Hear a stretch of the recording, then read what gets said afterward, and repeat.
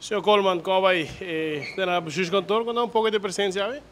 Sim, não, mas pode chamar do ministro para cita, você me diz que não também. Ideia mais ou menos de como é o Senhor Coleman para cita? Eu quero que certa informação que está saliendo, então eu quero que me diga o para tópico e ministro me saque que é tópico. O que está passando eigenlijk com o Senhor Coleman? Como é que saiu uma carta de utilities para o Senhor Coleman pedindo para firmar um documento e que parece que o Senhor Coleman não vai de acordo com isso aqui, que o Senhor Coleman pode controlar isso aqui? Não, é algo que está tomando lugar dentro da governance de companhia, então é algo que nós estamos mantendo também da governance de companhia, mas preferimos divulgar mais a RBC. Não tem uma opinião parte do board, membro do board que quer acomodar na mesa, etc.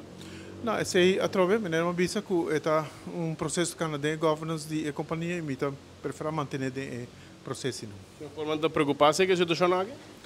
É algo que como bestuurder, algo que está só de então botinho atender com ele. Mas isso é positivo ou negativo para o país?